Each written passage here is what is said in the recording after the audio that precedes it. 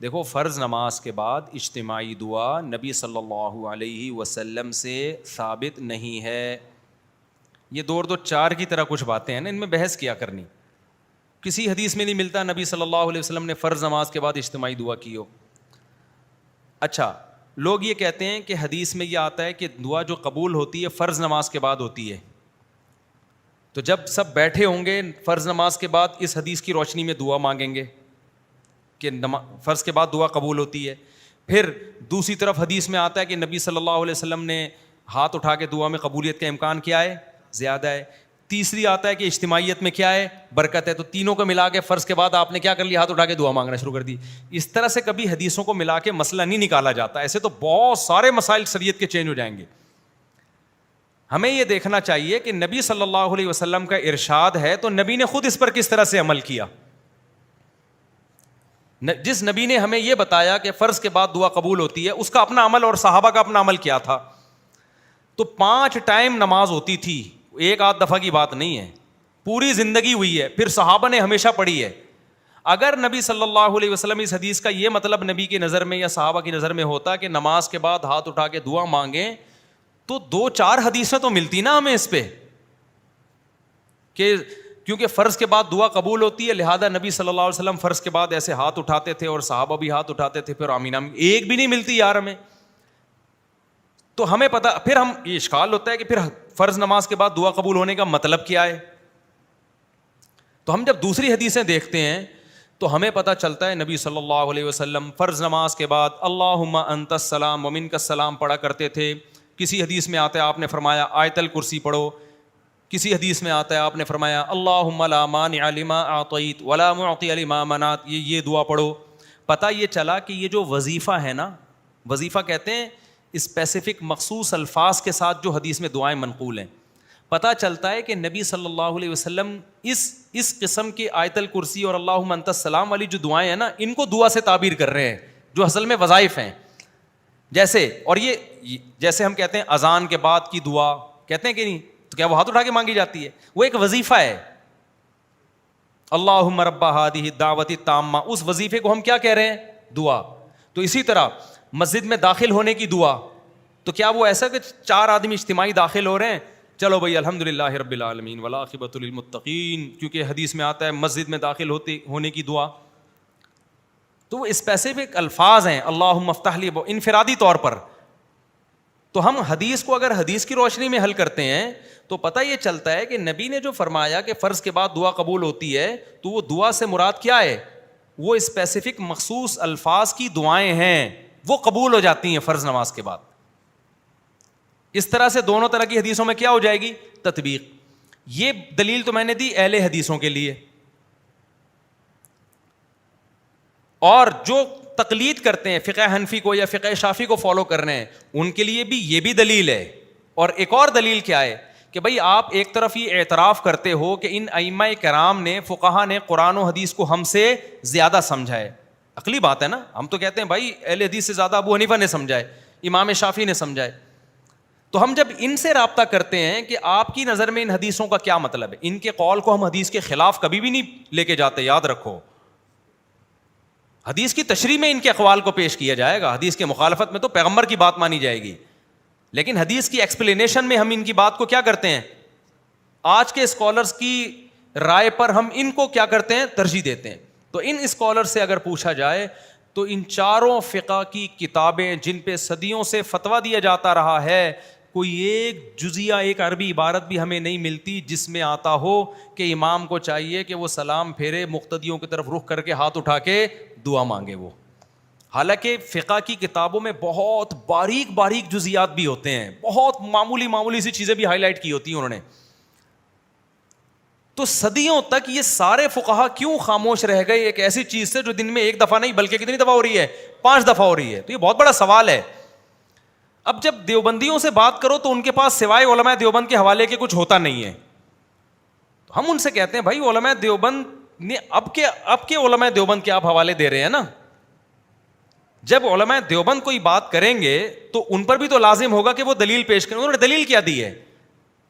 تو وہ جواب میں کہتے ہیں ہم علماء دیوبند کے مقلد ہیں. بھائی تقلید ہم صرف مجتہدین کی کرتے ہیں اور کسی کی تقلید نہیں کرتے. وہ بھی اس لیے کرتے ہیں کہ ان کے پاس علم ہم سے زیادہ تھا.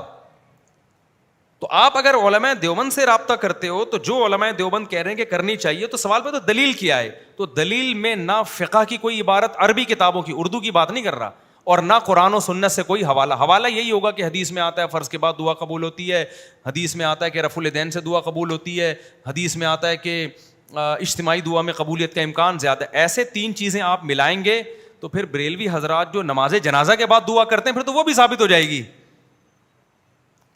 اچھا, بعض لوگ یہ بھی دلیل دیتے ہیں کہ دعا کا کوئی ٹائم نہیں ہے, کبھی بھی کرو. بریلوی حضرات یہی تو کہتے ہیں مگر جنازہ کے بعد دعا کر رہے ہیں تو دعا کو کوئی ٹائم نہیں ہے, کبھی بھی کرو. ہم کیا کہتے ہیں, بھائی نبی نے جنازہ ہی کو دعا قرار دیا ہے, بس اس کے بعد دعا نہیں ہوگی. تو وہی دلیل ہم فرض نماز کے بعد دے رہے ہوتے ہیں, بھائی کوئی ٹائم نہیں ہے, جب چاہے کر لو. تو پھر کبھی کر لو نا, ہمیشہ کنٹینیو کرنا اس کی علامت ہے کہ آپ اس عمل کو کیا سمجھتے ہیں, سنت. بعض لوگ کہتے ہیں ہم ضروری سمجھ کے نہیں کرتے. بھائی اتنا ضروری سمجھا جاتا ہے کہ امام نہ کرے نا, اس کو امامت سے ہاتھ دھونے پڑتے ہیں. اور دوسری بات یہ کہ علماء دیوبند کا یہ متفقہ فیصلہ بھی نہیں ہے. میں علماء دیوبند کی توہین نہیں کر رہا کہ یہ کہہ کہ ان کے پاس دلیل نہیں ہے. یہ توہین جب ہوتی جب سارے علماء دیوبند کا یہ فیصلہ ہوتا. علماء دیوبند میں جو چوٹی کے علماء ہیں وہ اس کے قائل نہیں ہیں. حضرت مفتی محمد شفیع صاحب جو مفتی تقی عثمانی صاحب کے استاذ ہیں, وہ کوئی علماء دیوبند کے معمولی عالم نہیں تھے. ان کا پورا رسالہ ہے اس پر کہ فرائض کے بعد یہ جو دعا کا ہمارے ہاں رواج ہے یہ ثابت نہیں ہے. مفتی رشید احمد صاحب رحمۃ اللہ علیہ کا اصل بتائیں, پورا اس پہ تفصیلی رسالہ ہے. ابھی ریسنٹلی حضرت مولانا منظور منگل صاحب کا بھی اس پہ بیان آیا ہے, انہوں نے بھی کہا ہے کہ یہ ثابت نہیں ہے, اور جنہوں نے اس پہ رسالہ لکھا ہے وہ کوئی دلیل ان کے پاس ہے نہیں. تو یہ ہندوستان پاکستان کی ایک رسم ہے, جب یہ چل پڑی تو پھر اب اس کے دلائل. اچھا, ہمارے یہاں بعض لوگ تو اہل حدیث کی مخالفت میں غلو کرتے ہیں, کیونکہ یہ مسئلہ زیادہ اٹھایا اہل حدیث نے کہ فرائض کے بعد دعا نہیں ہے. اب ہونا یہ چاہیے تھا, ہم تحقیق کرتے, ہم کہتے بھائی اہل حدیث صحیح کہہ رہے ہیں, لیکن ہمارے یہاں بھی بعض لوگوں کو دیوبندیت کا کچھ ضرورت سے زیادہ حیضہ ہے. انہوں نے کہا چونکہ علماء دیوبند میں رواج ہے تو اب نہیں بھی ہے تو اس کو ثابت کر کے چھوڑنا ہے ہم نے. تو کیوں غلط چیز میں یار, آپ مان لو بھائی اس میں اہل حدیث کیا کہہ رہے ہیں, ٹھیک کہہ رہے ہیں, کیونکہ فقہ کی کتابیں بھی اس سے خاموش ہیں, قرآن و سنت بھی اس سے خاموش ہے. تو یار ہم پھر بھی براڈ مائنڈڈ بنتے ہیں کہ امت میں فتنہ پیدا نہ کرو, ٹھیک ہے نا. اگر امام مانگ رہا ہے اس کو مانگنے دو, آپ ہاتھ نیچے کر کے بیٹھے رہو, بس ختم ہو گئی بات. پھر بھی کوئی مانگ رہا ہے تو مانگتا رہے. میں کتنے سال سے یہ مسئلہ بیان کر رہا ہوں, لیکن بڑی تمیز سے. میرے کوئی بھی شاگرد ایسا نہیں کسی امام کو جا کے ٹارچر کرنا شروع کر دے, کیوں مانگ رہے ہو, ثابت نہیں. بھائی مانگنے دے, اس سے بڑے بڑے مسائل ہیں. یہ مسئلہ کیا ہے, دعا ہی مانگ رہا ہے نا, کوئی ایسا تو نہیں ہے کہ کچھ اور کر رہا ہے, ٹھیک ہے نا. تو اور پھر عامی آدمی کے لیے تو مفتی کا جو ماہر مفتی ہے اس کا قول ہی حجت ہوتا ہے. اس کو آپ بیچارے کو وہ بھی مولوی صاحب کوئی دلیل پیش کر دیں گے, وہ کہاں جائے گا. تو بھائی بڑے بڑے مسائل دنیا میں, چھوٹے چھوٹے کیا ہے, ان کو پی جاؤ. تو اس لیے میں یہ چھیڑتا نہیں ہوں, لیکن اب چھیڑ دیا تو اس لیے میں چھڑ گیا ہوں تھوڑا سا, ورنہ بہت دفعہ یہ پرچیاں آتی ہیں میں جواب نہیں دیتا, کیونکہ مسجدوں میں ہو رہی ہیں دعائیں. مفتی محمد شفیع صاحب رحمۃ اللہ نے بھی لکھا ہے پورا رسالہ کہ ثابت نہیں ہے. آخر میں لکھا ہے کہ کسی مسجد میں بہت عرصے سے معمول چلا آ رہا ہو تو ایک دم نہ چھڑوائیں, اور فتنے کا اندیشہ ہو تو خاموش ہی رہیں, کیونکہ مسجدوں میں لڑائیاں لڑوانا یہ بھی قرآن و حدیث سے ثابت نہیں ہے. اجتماعی دعا اس کو چھڑوانے کے لیے پھڈے شروع کر دو تو بارش سے بھاگا پرنالے کے نیچے کھڑا ہو گیا. وہی مثال ہو جائے گی, ایک آدمی نے زنا کیا, حمل ٹھہر گیا, بچہ ہوا تو پکڑا گیا, عورت کو پوچھا تو شادی شدہ ہے نہیں, یہ بچہ کہاں سے, اس نے یہ فلاں سے زنا کیا تھا, حمل ٹھہرا تھا. لوگوں نے اس کو پکڑ کے مارا تو اس کے دوستوں نے کہا کمبخت, جب تو زنا کر رہا تھا تو حمل روک لیتا, حمل کیوں ہونے دیا. اس نے کہا حمل روکنا اسلام میں مکروہ ہے. تو انہوں نے کہا یہ جو کر رہا ہے یہ کیا ہے. تو اجتماعی دعا کو میں ثابت نہیں سمجھتا, لیکن اجتماعی دعا کی بنیاد پر امام صاحب کو یہ کہنا کہ یہ حدیث کو نہیں مانتے اور یہ اندھے مقلد ہیں اور ان کے پاس دلائل نہیں ہیں, اور ٹارچر کرنا, یہ اس سے بڑا جرم ہے. اگر اجتماعی دعائیں مسجدوں میں ہو رہی ہیں یہ اتنا بڑا ایشو نہیں ہے. آپ اپنی رائے پیش کر دیں, خاموش ہو جائیں, مان لیں ٹھیک ہے نہیں ہے. میرے ہی اساتذہ بعض ایسے ہیں جو اجتماعی دعا کے قائل ہیں, ہم تو نہیں ان کی توہین کرتے, کہتے بھائی ٹھیک ہے, ہو سکتا ہے میرے اس بیان پہ وہ میری کلاس بھی لیں, کیا بول رہا ہے بھائی تو, ٹھیک ہے نا. تو نہ میں ان کی کبھی توہین کروں گا, میں بولوں گا بھائی ٹھیک ہے, لیکن ہم تو پابند کس کے ہیں, قرآن و سنت کے پابند ہیں نا. قرآن و سنت کے, ہمیں یہی سمجھ میں آ رہا ہے بھائی اب کیا کریں, لیکن ہم توہین تھوڑی کریں گے. نہ ان کی کبھی, اور میرے سے زیادہ علم بھی ہے ان کے پاس, تقویٰ بھی ہے, سب کچھ ہے, نہ ہمارے دل میں ان کی کبھی کوئی کمی آئے گی. تو اس ظرف کے ساتھ اگر آپ اس رائے کو لیتے ہیں تو ٹھیک ہے, ادروائز جیسے ہیں پھر ویسے زیادہ ٹھیک چل رہے ہیں آپ مارکیٹ میں, ویسے ہی چلتے رہیں. سمجھتے ہو بات کو؟ تو ثابت نہیں ہے. بلکہ میں ایک بات اور کہوں, انفرادی بھی ثابت نہیں ہے. یعنی انفرادی طور پر بھی فرض نماز کے بعد رفع الیدین کی ایک ضعیف روایت ملتی ہے ہمیں. حالانکہ فقہ کا قاعدہ ہے, اصول فقہ میں پڑھایا جاتا ہے کہ جس چیز میں ابتلا زیادہ ہو اس میں ایک دو روایتوں سے مسئلہ ثابت نہیں ہوتا. 5 ٹائم نبی نے کئی سال نماز پڑھی ہے تو صرف ایک روایت کیوں ہے کہ نبی نے رفع الیدین سے دعا مانگی؟ یہ بہت بڑا سوال ہے, اور وہ بھی ضعیف ہے. لیکن صحیح مان بھی لو اگر, تو اس کے پتہ چلتا ہے یہ بھی کبھی کبھار ہے فرض کے بعد انفرادی بھی ہاتھ اٹھا کے. اب آپ کہو گے پھر کریں کیا؟ دعائی چھوڑ دیں؟ نہ دعا نہ چھوڑیں.